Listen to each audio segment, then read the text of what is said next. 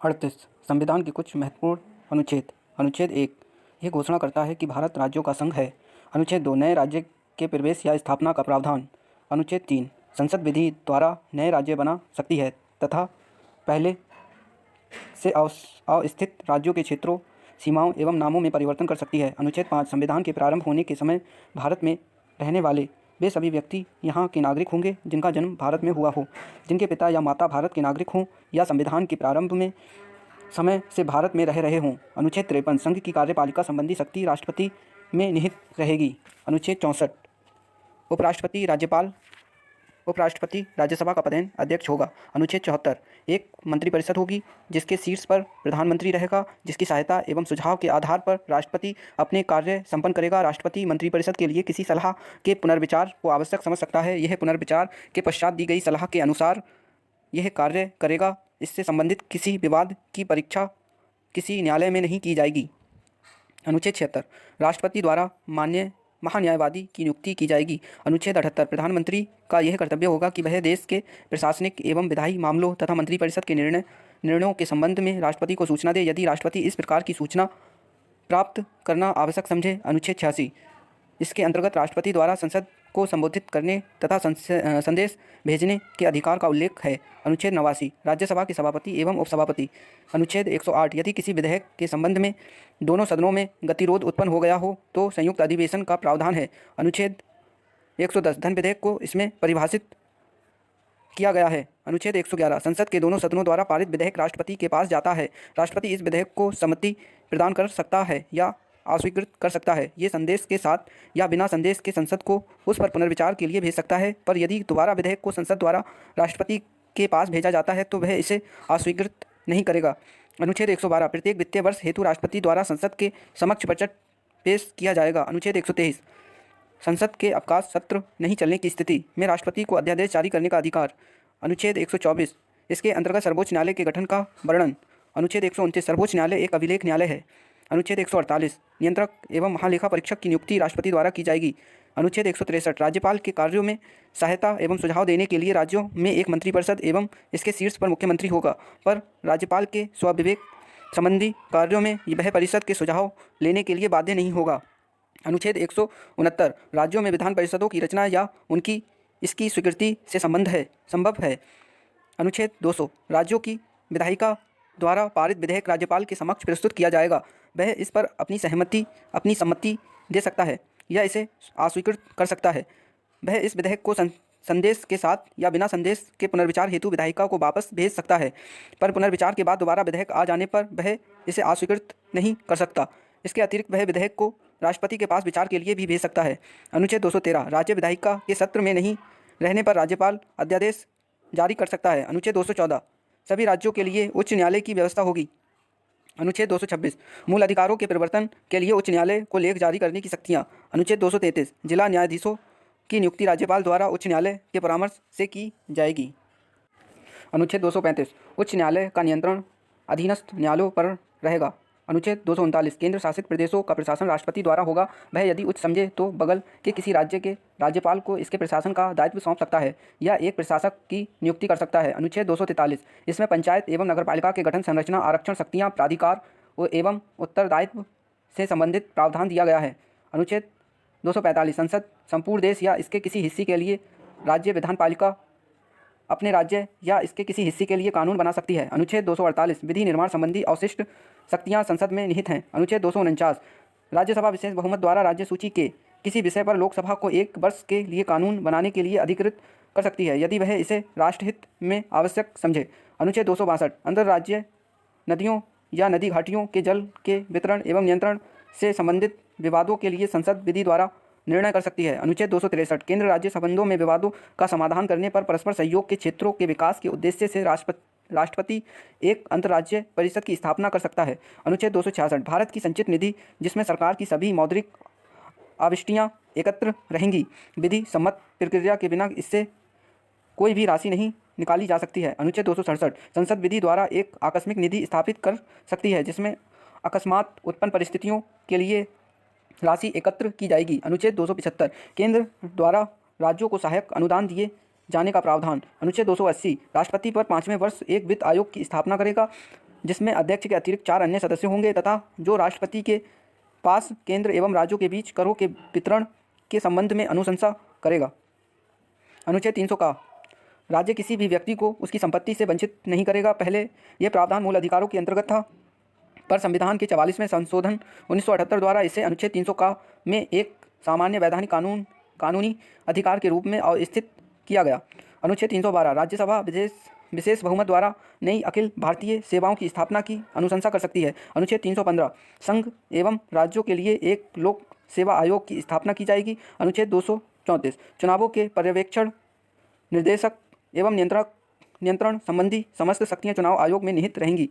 अनुच्छेद 326 लोकसभा तथा विधानसभाओं में चुनाव वयस्क मताधिकार के आधार पर होगा। अनुच्छेद 330 लोकसभा में अनुसूचित जातियों एवं जनजातियों के लिए आरक्षण। अनुच्छेद 331 आंग्ल भारतीय समुदाय के लोगों का राष्ट्रपति द्वारा लोकसभा में मनोनयन संभव है यदि वह समझे कि उनका उचित प्रतिनिधित्व नहीं है। अनुच्छेद 332 अनुसूचित जातियों एवं जनजातियों का विधानसभाओं के में आरक्षण का प्रावधान। अनुच्छेद 333 आंग्ल भारतीय समुदाय के लोगों का विधानसभाओं में मनोनयन। अनुच्छेद 335 अनुसूचित जातियों, जनजातियों एवं पिछड़े वर्गों के लिए विभिन्न सेवाओं में पदों पर आरक्षण का प्रावधान। अनुच्छेद 338 राष्ट्रीय अनुसूचित जाति आयोग। अनुच्छेद 338 का राष्ट्रीय अनुसूचित जनजाति आयोग। अनुच्छेद 340 पिछड़े वर्गों की दशाओं के अन्वेषण के लिए आयोग की नियुक्ति। अनुच्छेद 343 संघ की आधिकारिक भाषा देवनागरी लिपि में लिखी गई हिंदी होगी। अनुच्छेद 347 यदि किसी राज्य में पर्याप्त संख्या में लोग किसी भाषा को बोलते हों और उनकी आकांक्षा हो कि उनके द्वारा बोली जाने वाली भाषा को मान्यता दी जाए तो इसकी अनुमति राष्ट्रपति दे सकता है। अनुच्छेद 351 यह संघ का कर्तव्य होगा कि वह हिंदी भाषा का प्रसार एवं उत्थान करे ताकि वह भारत की मिश्रित संस्कृति के सभी अंगों के लिए अभिव्यक्ति का माध्यम बने। अनुच्छेद 352 राष्ट्रपति द्वारा आपात स्थिति की घोषणा यदि वह समझता हो कि भारत या उसके किसी भाग की सुरक्षा युद्ध, बाह्य आक्रमण या सैन्य विद्रोह के फलस्वरूप खतरे में है। अनुच्छेद 355 इसमें बाह्य आक्रमण और आंतरिक अशांति से राज्य की रक्षा करने का संघ का कर्तव्य का उल्लेख है। अनुच्छेद 356 यदि किसी राज्य के राज्यपाल द्वारा राष्ट्रपति को यह रिपोर्ट दी जाए कि उस राज्य में संवैधानिक तंत्र असफल हो गया है तो वहाँ राष्ट्रपति शासन लागू किया जा सकता है। अनुच्छेद 360 यदि राष्ट्रपति यह समझता है कि भारत या इसके किसी भाग की वित्तीय स्थिरता एवं साख खतरे में है तो वह वित्तीय आपात स्थिति की घोषणा कर सकता है। अनुच्छेद 365 यदि कोई राज्य केंद्र द्वारा भेजे गए किसी कार्यकारी निर्देश का पालन करने में असफल रहता है तो राष्ट्रपति द्वारा यह समझा जाना विधि सम्मत होगा कि उस राज्य में संविधान तंत्र के अनुरूप प्रशासन चलने की स्थिति नहीं है और वहाँ राष्ट्रपति शासन लागू किया जा सकता है। अनुच्छेद 368 संसद को संविधान के किसी भी भाग का संशोधन करने का अधिकार। अनुच्छेद 370 इसके अंतर्गत जम्मू और कश्मीर की विशेष स्थिति का वर्णन। अनुच्छेद 371 कुछ राज्यों के विशेष क्षेत्रों के विकास के लिए राष्ट्रपति बोर्ड स्थापित कर सकता है, जैसे महाराष्ट्र, गुजरात, नागालैंड, मणिपुर इत्यादि। अनुच्छेद 394 का राष्ट्रपति अपने अधिकार के अंतर्गत इस संविधान का हिंदी भाषा में अनुवाद करवाएगा। अनुच्छेद 395 भारतीय स्वतंत्रता अधिनियम 1947, भारत सरकार अधिनियम 1953 तथा इसके अन्य पूरक अधिनियमों को, जिसमें प्रिवी काउंसिल क्षेत्राधिकार अधिनियम शामिल नहीं है, यहाँ रद्द किया जाता है। 39 संविधान में किए गए प्रमुख संशोधन। पहला संशोधन 1951 ईस्वी। इसके माध्यम से स्वतंत्रता, समानता एवं संपत्ति से संबंधित मौलिक अधिकारों को लागू किए जाने संबंधी कुछ व्यवहारिक कठिनाइयों को दूर करने का प्रयास किया गया। भाषण एवं अभिव्यक्ति के मूल अधिकारों पर इसमें उचित प्रतिबंध की व्यवस्था की गई। साथ ही इस संशोधन द्वारा संविधान में 9वीं अनुसूची को जोड़ा गया, जिसमें उल्लिखित कानूनों को सर्वोच्च न्यायालय के न्यायिक पुनर्विलोकन की शक्तियों के अंतर्गत परीक्षा नहीं की जा सकती है। दूसरा संशोधन 1952 ईस्वी। इसके अंतर्गत 1951 ईस्वी की जनगणना के आधार पर लोकसभा में प्रतिनिधित्व को पुनर्व्यवस्थित किया गया। तीसरा संशोधन 1954। इसके अंतर्गत 7वीं अनुसूची को समवर्ती सूची की 33वीं प्रविष्टि के स्थान पर खाद्यान्न, पशुओं के लिए चारा, कच्चा कपास, जूट आदि को रखा गया, जिसके अंतर्गत एवं आपूर्ति को लोकहित में समझने पर सरकार उस पर नियंत्रण लगा सकती है। चौथा संशोधन 1955 ईस्वी। इसके अंतर्गत व्यक्तिगत संपत्ति को लोकहित में राज्य द्वारा हस्तगत किए जाने की स्थिति में न्यायालय इसकी क्षतिपूर्ति के संबंध में परीक्षा नहीं कर सकती। पाँचवां संशोधन 1955। राष्ट्रपति को यह शक्ति प्रदान की गई कि वह राज्यों के क्षेत्र, सीमा और नामों को प्रभावित करने वाले प्रस्तावित केंद्रीय विधान पर अपने मत देने के लिए राज्यमंडलों हेतु समय सीमा निर्धारण करे। छठा संशोधन 1956। ईस्वी। इसका संशोधन द्वारा सातवीं अनुसूची के संघ सूची में परिवर्तन कर अंतर्राज्यीय बिक्री कर के अंतर्गत कुछ वस्तुओं पर केंद्र को कर लगाने का अधिकार दिया गया। 7वां संशोधन 1956 ईस्वी। इस संशोधन द्वारा भाषाई आधार पर राज्यों का पुनर्गठन किया गया, जिसमें पहले के 3 श्रेणियों में राज्यों के वर्गीकरण को समाप्त करते हुए राज्यों एवं केंद्र शासित प्रदेशों में उन्हें विभाजित किया गया। साथ ही इनके अनुरूप केंद्र एवं राज्य की विधान पालिकाओं में सीटों को पुनर्व्यवस्थित किया गया। 8वां संशोधन 1959। इसके अंतर्गत केंद्र एवं राज्यों के निम्न सदनों में अनुसूचित जाति, अनुसूचित जनजाति एवं आंग्ल भारतीय समुदायों के आरक्षण संबंधी प्रावधानों को 10 वर्षों के लिए अर्थात 1970 ईस्वी तक बढ़ा दिया गया। 9वां संशोधन 1960 ईस्वी। इसके अंतर्गत इसके द्वारा संविधान की प्रथम अनुसूची में परिवर्तन करके भारत और पाकिस्तान के बीच 1958 की संधि की शर्तों के अनुसार बेरूबारी, खुलना आदि क्षेत्र पाकिस्तान को दे दिए गए। 10वां संशोधन 1961। इसके अंतर्गत भूतपूर्व पुर्तगाली अंत क्षेत्रों दादर एवं नागर हवेली को भारत में शामिल कर उन्हें केंद्र शासित प्रदेश का दर्जा दे दिया गया। 11वां संशोधन 1961 ईस्वी। इसके अंतर्गत उपराष्ट्रपति के निर्वाचन के प्रावधानों में परिवर्तन कर इस संदर्भ में दोनों सदनों के संयुक्त अधिवेशन को बुलाया गया। साथ ही ये भी निर्धारित किया गया कि निर्वाचक मंडल में पद की रिक्तता के आधार पर राष्ट्रपति या उपराष्ट्रपति के निर्वाचन को चुनौती नहीं दी जा सकती। 12वां संशोधन 1962। इसके अंतर्गत संविधान की प्रथम अनुसूची में संशोधन कर गोवा, दमन एवं दीव को भारत में केंद्र शासित प्रदेश के रूप में शामिल कर लिया गया। 13वां संशोधन 1962। इसके अंतर्गत नागालैंड के संबंध में विशेष प्रावधान अपनाकर उसे एक राज्य का दर्जा दे दिया गया। 14वां संशोधन 1963। इसके द्वारा केंद्र शासित प्रदेश के रूप में पुदुचेरी को भारत में शामिल किया गया। साथ ही इसके द्वारा हिमाचल प्रदेश, मणिपुर, त्रिपुरा, गोवा, दमन और दीव तथा पुदुचेरी केंद्र शासित प्रदेशों में विधान पालिका एवं मंत्रिपरिषद की स्थापना की गई। 15वां संशोधन 1963। इसके अंतर्गत उच्च न्यायालय के न्यायाधीशों की सेवा मुक्ति की आयु 60 से बढ़ाकर 62 वर्ष कर दी गई तथा अवकाश प्राप्त न्यायाधीशों की उच्च न्यायालय में नियुक्ति से संबंधित प्रावधान बनाए गए। 16वां संशोधन 1963 ईस्वी। इसके द्वारा देश की संप्रभुता एवं अखंडता के हित में मूल अधिकारों पर कुछ प्रतिबंध लगाने के प्रावधान रखे गए। साथ ही तीसरी अनुसूची में भी परिवर्तन कर शपथ ग्रहण के अंतर्गत में भारत की स्वतंत्रता एवं अखंडता को बनाए रखूँगा जोड़ा गया। 17वां संशोधन 1964। इसमें संपत्ति के अधिकारों में और भी संशोधन करते हुए कुछ अन्य भूमि सुधार प्रावधानों को 9वीं अनुसूची में रखा गया, जिनकी वैधता की परीक्षा सर्वोच्च न्यायालय द्वारा नहीं की जा सकती थी। 18वां संशोधन 1966। इसके अंतर्गत पंजाब का भाषाई आधार पर पुनर्गठन करते हुए पंजाबी भाषी क्षेत्र को पंजाब एवं हिंदी भाषी क्षेत्र को हरियाणा के रूप में गठित किया गया। पर्वतीय क्षेत्र हिमाचल प्रदेश को दे दिए गए तथा चंडीगढ़ को केंद्र शासित प्रदेश बनाया गया। 19वां संशोधन 1966। इसके अंतर्गत चुनाव आयोग के अधिकार में परिवर्तन किया गया एवं उच्च न्यायालयों को चुनाव याचिकाएं सुनने का अधिकार दिया गया। 20वां संशोधन 1966। इसके अंतर्गत अनियमितता के आधार पर नियुक्त कुछ जिला न्यायाधीशों की नियुक्ति को वैधता प्रदान की गई। 21वां संशोधन 1967 ईस्वी। इसके द्वारा सिंधी भाषा को संविधान की 8वीं अनुसूची के अंतर्गत 15वीं भाषा के रूप में शामिल किया गया। 22वां संशोधन 1969। इसके द्वारा असम से अलग करके एक नया राज्य मेघालय बनाया गया। 23वां संशोधन 1969। इसके अंतर्गत विधान पालिकाओं में अनुसूचित जाति एवं अनुसूचित जनजाति के आरक्षण एवं आंग्ल भारतीय समुदाय के लोगों का मनोनयन और 10 वर्षों के लिए बढ़ा दिया गया। 24वां संशोधन 1971 ईस्वी। इस संशोधन के अंतर्गत संसद की इस शक्ति को स्पष्ट किया गया कि वह संविधान के किसी भी भाग को, जिसमें भाग 3 के अंतर्गत आने वाले मूल अधिकार भी हैं, संशोधित कर सकती है। साथ ही ये भी निर्धारित किया गया कि संशोधन संबंधी विधेयक जब दोनों सदनों से पारित होकर राष्ट्रपति के समक्ष जाएगा तो इस पर राष्ट्रपति द्वारा सम्मति दिया जाना बाध्यकारी होगा। 25वां संशोधन 1971।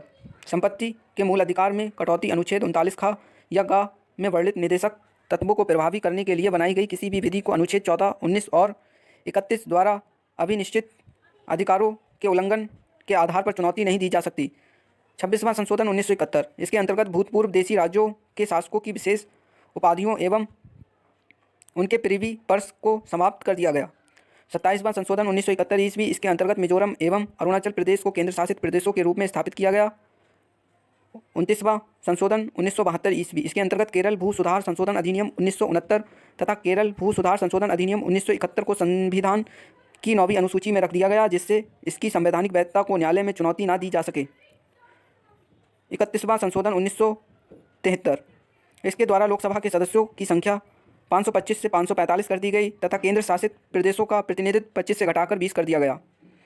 32वां संशोधन 1974 ईस्वी, इसके द्वारा संसद एवं विधान पालिकाओं के सदस्यों द्वारा दबाव में या जबरदस्ती किए जाने पर इस्तीफा देना अवैध घोषित कर दिया गया एवं अध्यक्ष को यह अधिकार दिया गया कि वह सिर्फ स्वेच्छा से दिए गए एवं उचित त्यागपत्र को ही स्वीकार करे। 34वां संशोधन 1974, इसके अंतर्गत विभिन्न राज्यों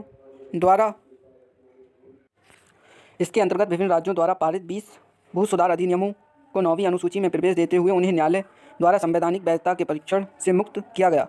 35वां संशोधन 1974, इसके अंतर्गत सिक्किम का संरक्षित राज्यों का दर्जा समाप्त कर उसे संबद्ध राज्यों के रूप में भारत में प्रवेश दिया गया।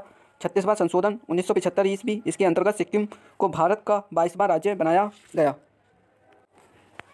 37वां संशोधन 1975 ईस्वी, इसके तहत आपात स्थिति की घोषणा और राष्ट्रपति, राज्यपाल एवं केंद्र शासित प्रदेशों के प्रशासनिक प्रधानों द्वारा अध्यादेश जारी किए जाने को अविवादित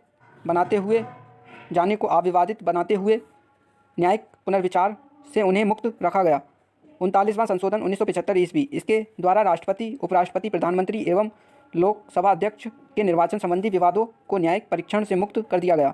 41वां संशोधन 1976 ईस्वी, इसके द्वारा राज्य लोक सेवा आयोग के सदस्यों की सेवा मुक्ति की आयु सीमा 60 से बढ़ाकर 62 वर्ष कर दी गई, पर संघ लोक सेवा आयोग के सदस्यों की सेवानिवृत्ति की अधिकतम आयु 65 वर्ष रहने दी गई। 42वां संशोधन 1976 ईस्वी, इसके द्वारा संविधान में व्यापक परिवर्तन लाए गए, जिसमें से मुख्य निम्नलिखित थे। का संविधान की प्रस्तावना में समाजवादी, धर्मनिरपेक्ष एवं एकता और अखंडता आदि शब्द जोड़े गए। ख सभी नीति निर्देशक सिद्धांतों को मूल अधिकारों पर सर्वोच्चता सुनिश्चित की गई। ग इसके अंतर्गत संविधान में 10 मौलिक कर्तव्यों को अनुच्छेद 51 का भाग 4 का के अंतर्गत जोड़ा गया। घ इसके द्वारा संविधान को न्यायिक परीक्षण से मुक्त किया गया। वहाँ सभी विधानसभाओं एवं लोकसभा की सीटों की संख्या को इस शताब्दी के अंत तक के लिए स्थिर कर दिया गया। च लोकसभा एवं विधानसभाओं की अवधि को 5 से 6 वर्ष कर दिया गया। 6 इसके द्वारा यह निर्धारित किया गया कि किसी केंद्रीय कानून की वैधता पर सर्वोच्च न्यायालय एवं राज्य के कानून की वैधता का उच्च न्यायालय ही परीक्षण करेगा। साथ ही ये भी निर्धारित किया गया कि किसी संवैधानिक वैधता के प्रश्न पर 5 से अधिक न्यायाधीशों की बेंच द्वारा 2/3 बहुमत से निर्णय दिया जाना चाहिए और यदि न्यायाधीशों की संख्या 5 तक हो तो निर्णय सर्वसम्मति से होना चाहिए। जा इसके द्वारा वन संपदा, शिक्षा, जनसंख्या नियंत्रण आदि विषयों को राज्य सूची से संवर्ती सूची के अंतर्गत कर दिया गया। झ इसके अंतर्गत निर्धारित किया गया कि राष्ट्रपति मंत्रिपरिषद एवं उसके प्रमुख प्रधानमंत्री की सलाह के अनुसार कार्य करेगा। ता इसने संसद को राष्ट्र विरोधी गतिविधियों से निपटने के लिए कानून बनाने के अधिकार दिए गए एवं सर्वोच्चता स्थापित की गई। 44वां संशोधन 1978, इसके अंतर्गत राष्ट्रीय आपात स्थिति लागू करने के लिए आंतरिक अशांति के स्थान पर सैन्य विद्रोह का आधार रखा गया एवं आपात स्थिति संबंधी अन्य प्रावधानों में परिवर्तन लाया गया जिससे उनका दुरुपयोग न हो। इसके द्वारा संपत्ति के अधिकार को मौलिक अधिकारों के भाग से हटाकर विधिक कानूनी अधिकारों की श्रेणी में रख दिया गया। लोकसभा तथा राज्य विधानसभाओं की अवधि 6 वर्ष से घटाकर पुनः 5 वर्ष कर दी गई। उच्चतम न्यायालय को राष्ट्रपति तथा उपराष्ट्रपति के निर्वाचन संबंधी विवाद को हल करने की अधिकारिता प्रदान की गई। 5वां संशोधन 1984, इसके द्वारा अनुच्छेद 33 में संशोधन कर सैन्य सेवाओं की पूरक सेवाओं में कार्य करने वालों के लिए आवश्यक सूचना एकत्रित करने, देश की संपत्ति की रक्षा करने और कानून तथा व्यवस्था से संबंधित दायित्व भी दिए गए। साथ ही इन सेवाओं द्वारा उचित कर्तव्य पालन हेतु संसद को कानून बनाने के अधिकार भी दिए गए। 52वां संशोधन 1985, इस संशोधन के द्वारा राजनीतिक दल बदल पर अंकुश लगाने का लक्ष्य रखा गया। इसके अंतर्गत संसद या विधानमंडलों के उन सदस्यों को अयोग्य घोषित कर दिया जाएगा जो उस दल को छोड़ते हैं जिसके चुनाव चिन्ह पर उन्होंने चुनाव लड़ा था। पर यदि किसी दल की संसदीय पार्टी के 1/3 सदस्य अलग दल बनाना चाहते हैं तो उन पर अयोग्यता लागू नहीं होगी। दल बदल विरोधी इन प्रावधानों को संविधान की 10वीं अनुसूची के अंतर्गत रखा गया। 53वां संशोधन 1986, इसके अंतर्गत अनुच्छेद 371 में खंड जी छोड़कर मिजोरम को राज्य का दर्जा दिया गया। 54वां संशोधन 1986, इसके द्वारा संविधान की दूसरी अनुसूची के भाग डी में संशोधन कर न्यायाधीशों के वेतन में वृद्धि का अधिकार संसद को दिया गया। 55वां संशोधन 1986, इसके अंतर्गत अरुणाचल प्रदेश को राज्य बनाया गया। 56वां संशोधन 1987, इसके अंतर्गत गोवा को एक राज्य का दर्जा दिया गया तथा दमन और दीव को केंद्र शासित प्रदेश के रूप में ही रहने दिया गया। 57वां संशोधन 1987, इसके अंतर्गत अनुसूचित जनजातियों के आरक्षण के संबंध में मेघालय, मिजोरम, नागालैंड एवं अरुणाचल प्रदेश की विधानसभा सीटों पर परिसीमन इस शताब्दी के अंत तक के लिए किया गया। 58वां संशोधन 1987, इसके द्वारा राष्ट्रपति को संविधान का प्रामाणिक विधि संस्करण प्रकाशित करने के लिए अधिकृत किया गया। 60वां संशोधन 1988, इसके अंतर्गत व्यवसाय कर की सीमा 250 रुपये से बढ़ाकर 2500 रुपये प्रति व्यक्ति प्रति वर्ष कर दी गई। 61वां संशोधन 1989, इसके द्वारा मतदान के लिए आयु सीमा 21 वर्ष से घटाकर 18 वर्ष लाने का प्रस्ताव था। 65वां संशोधन 1990, इसके द्वारा अनुच्छेद 338 में संशोधन करके अनुसूचित जाति तथा जनजाति आयोग के गठन की व्यवस्था की गई। 69वां संशोधन 1991, दिल्ली को राष्ट्रीय राजधानी क्षेत्र बनाया गया तथा दिल्ली संघ राज्य क्षेत्र के लिए विधानसभा और मंत्रिपरिषद का उपबंध किया गया। 70वां संशोधन 1992 ईस्वी, दिल्ली और पुदुचेरी संघ राज्य क्षेत्रों की विधानसभाओं के सदस्यों को राष्ट्रपति के लिए निर्वाचक मंडल में सम्मिलित किया गया। 71वां संशोधन 1992, 8वीं अनुसूची में कोंकणी, मणिपुरी और नेपाली भाषा को सम्मिलित किया गया। 73वां संशोधन 1992 से 93, इसके अंतर्गत संविधान में 11वीं अनुसूची जोड़ी गई। इसके पंचायती राज संबंधी प्रावधानों को सम्मिलित किया गया। इस संशोधन के द्वारा संविधान में भाग 9 जोड़ा गया। इसमें अनुच्छेद 243 और अनुच्छेद 243 का से 243 तक अनुच्छेद हैं। 74वां संशोधन 1993 से 93, इसके अंतर्गत संविधान में 12वीं अनुसूची शामिल की गई, जिसमें नगरपालिका, नगर निगम और नगर परिषदों से संबंधित प्रावधान किए गए। इस संशोधन के द्वारा संविधान में भाग 9 का जोड़ा गया। इसमें अनुच्छेद 243 से अनुच्छेद 243 या द यद तक के अनुच्छेद हैं। नोट: 73वां संविधान संशोधन 25/4/1993 से लेकर और 74वां 1/6/1993 से प्रवृत्त हुआ है। 76वां संशोधन 1994, इस संशोधन अधिनियम द्वारा संविधान की 9वीं अनुसूची में संशोधन किया गया और तमिलनाडु सरकार द्वारा पारित पिछड़े वर्गों के लिए सरकारी नौकरियों में 69% आरक्षण का उपबंध करने वाली अधिनियम को 9वीं अनुसूची में शामिल कर दिया गया है। 78वां संशोधन 1995, इसके द्वारा 9वीं अनुसूची में विभिन्न राज्यों द्वारा पारित 27 भूमि सुधार विधियों को समाविष्ट किया गया। इस प्रकार 9वीं अनुसूची में सम्मिलित अधिनियमों की कुल संख्या 284 हो गई है। 19वां संशोधन 1999, अनुसूचित जातियों एवं अनुसूचित जनजातियों के लिए आरक्षण की अवधि 25 जनवरी 2010 ईस्वी तक के लिए बढ़ा दी गई। इस संशोधन के माध्यम से व्यवस्था की गई कि अब राज्यों को प्रत्यक्ष केंद्रीय करों से प्राप्त कुल धनराशि का 29% हिस्सा मिलेगा। 82वां संशोधन 2000, इस संशोधन के द्वारा राज्यों को सरकारी नौकरियों में आरक्षित रिक्त स्थानों की भर्ती हेतु प्रोन्नति के मामलों में अनुसूचित जातियों एवं अनुसूचित जनजातियों के अभ्यर्थियों के लिए न्यूनतम प्राप्तांकों में छूट प्रदान करने की अनुमति प्राप्त की गई। 83वां संशोधन 2000, इस संशोधन द्वारा पंचायती राज संस्थाओं में अनुसूचित जाति के लिए आरक्षण का प्रावधान न करने की छूट प्रदान की गई है।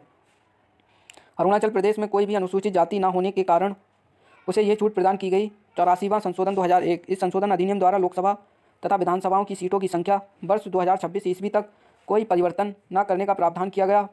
85वां संशोधन 2001, सरकारी सेवाओं में अनुसूचित जाति जनजाति के अभ्यर्थियों के लिए पदोन्नतियों में आरक्षण की व्यवस्था। 86वां संशोधन 2002, इस संशोधन अधिनियम द्वारा देश में 6 से 14 वर्ष तक के बच्चों के लिए अनिवार्य एवं निःशुल्क शिक्षा को मौलिक अधिकार के रूप में मान्यता देने संबंधी प्रावधान किया गया। इसे अनुच्छेद 21 के अंतर्गत संविधान में जोड़ा गया है। इस अधिनियम द्वारा संविधान के अनुच्छेद 45 तथा अनुच्छेद 51 में संशोधन किए जाने का प्रावधान है। 87वां संशोधन 2003, परिसीमन में जनसंख्या का आधार 1991 ईस्वी की जनगणना के स्थान पर 2001 ईस्वी कर दी गई है। 88वां संशोधन 2003 सेवाओं पर कर का प्रावधान। 89वां संशोधन 2003 अनुसूचित जनजाति के लिए पृथक राष्ट्रीय आयोग की स्थापना की व्यवस्था। 90वां संशोधन 2003 असम विधानसभा में अनुसूचित जनजातियों और गैर अनुसूचित जनजातियों का प्रतिनिधित्व बरकरार रखते हुए बोडोलैंड टेरिटोरियल काउंसिल क्षेत्र गैर जनजाति के लोगों के अधिकारों की सुरक्षा। 91वां संशोधन 2003 दल बदल व्यवस्था में संशोधन। केवल संपूर्ण दल के विलय को मान्यता केंद्र तथा राज्य में मंत्रिपरिषद के सदस्य संख्या क्रमशः लोकसभा तथा विधानसभा की सदस्य संख्या का 15% होगा। जहां सदन की सदस्य संख्या 40 है वहां अधिकतम 12 होगी। 92वां संशोधन 2003 ईस्वी संविधान की 8वीं अनुसूची में बोडो डोंगरी मैथिली और संथाली भाषाओं का समावेश। 93वां संशोधन 2006 शिक्षा संस्थानों में अनुसूचित जाति जनजाति और अन्य पिछड़े वर्गों के नागरिकों के दाखिले के लिए सीटों के आरक्षण की व्यवस्था संविधान की अनुच्छेद 15 की धारा 4 के प्रावधानों के तहत की गई है। 94वां संशोधन 2006 इस संशोधन द्वारा बिहार राज्य के एक जनजाति कल्याण मंत्री नियुक्त करने के उत्तरदायित्व से मुक्त कर दिया गया तथा इस प्रावधान को झारखंड व छत्तीसगढ़ राज्यों में लागू करने की व्यवस्था की गई। मध्य प्रदेश एवं उड़ीसा राज्य में यह प्रावधान पहले से ही लागू है। 95वां संशोधन 2009 इस संशोधन द्वारा अनुच्छेद 334 में संशोधन कर लोकसभा में अनुसूचित जातियों एवं अनुसूचित जनजातियों के आरक्षण एवं आंगल भारतीयों को मनोनीत करने संबंधी प्रावधान को 2020 तक के लिए बढ़ा दिया गया है। 96वां संविधान संशोधन अधिनियम 2011 संविधान की 8वीं अनुसूची में उड़िया के स्थान पर ओडिया लिखा जाए। 97वां संविधान संशोधन अधिनियम 2011 इस संशोधन के द्वारा सरकारी सहकारी समितियों को एक संवैधानिक स्थान एवं संरक्षण प्रदान किया गया। संशोधन द्वारा संविधान में निम्नलिखित 3 बदलाव किए गए। एक सहकारी समिति बनाने का अधिकार एक मौलिक अधिकार बन गया। अनुच्छेद 19(1)(2) राज्य नीति में सहकारी समितियों को बढ़ावा देने का एक नया नीति निदेशक सिद्धांत का समावेश। अनुच्छेद 43 का 3 सहकारी समितियां नाम से एक नया भाग 9 खा संविधान में जोड़ा गया। अनुच्छेद 243 याजा से 243 याना। 98वां संविधान संशोधन अधिनियम 2012 संविधान में अनुच्छेद 371 जे शामिल किया गया। इसका उद्देश्य कर्नाटक के राज्यपाल को हैदराबाद कर्नाटक क्षेत्र के विकास हेतु कदम उठने के लिए सशक्त करना था। 99वां संविधान संशोधन अधिनियम 2014 राष्ट्रीय न्यायिक नियुक्ति आयोग की स्थापना। 100वां संविधान संशोधन अधिनियम 2015 भारत बांग्लादेश भूमि हस्तांतरण। 101वां संविधान संशोधन 2017 इसके द्वारा वस्तु एवं सेवा कर को लागू किया गया।